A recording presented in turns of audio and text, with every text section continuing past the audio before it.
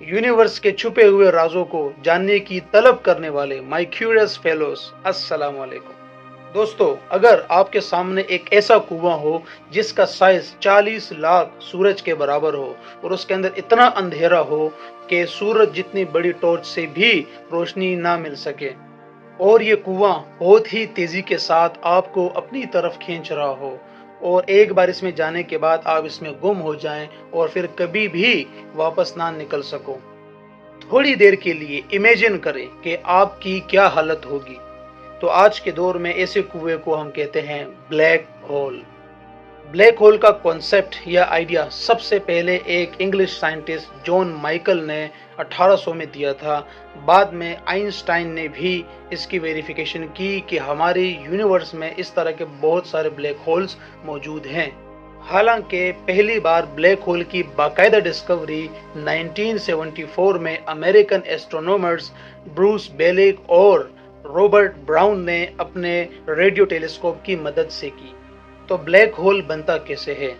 दरअसल जब कोई बड़े साइज का सितारा अपनी सारी की सारी एनर्जी इस्तेमाल कर लेता है तो उसके अंदर एक ब्लास्ट हो जाता है, जिसकी वजह से उसके पार्टिकल्स आसपास फैल जाते हैं और इसको सुपरनोवा कहा जाता है।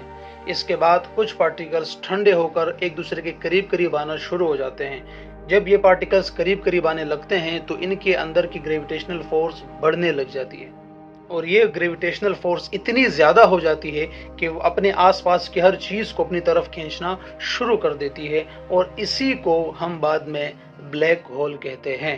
दोस्तों, ब्लैक होल की ये ग्रेविटेशनल फोर्स यानी कशिश शकल इतनी ज़्यादा होती है कि रोशनी भी इससे नहीं बच पाती।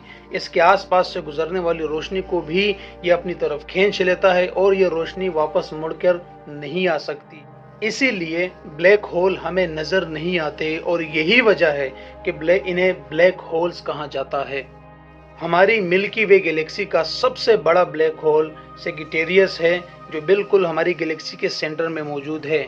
ब्लैक होल का साइज मुख्तलिफ होते हैं, जिसमें सबसे छोटा साइज का जो ब्लैक होल है वो एक एटम जितना हो सकता है, जबकि बड़े साइज के जो ब्लैक होल है वो करोड़ों सूरज के साइज से भी बड़े होते हैं।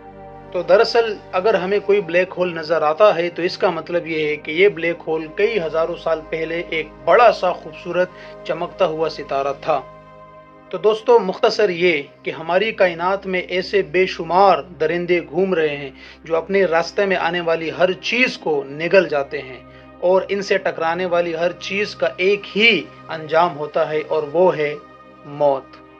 तो अगर आपको मज़ीद इससे भी ज़्यादा इंटरेस्टिंग बातें जाननी है ब्लैक होल के बारे में, तो इस वीडियो को ज़्यादा से ज़्यादा लाइक करें ताकि हमें एक नई वीडियो ब्लैक होल पर बनाने के लिए एनर्जी मिल सके। ब्लैक होल से रिलेटेड कोई भी सवाल हो आपका तो कमेंट सेक्शन में ज़रूर पूछिए।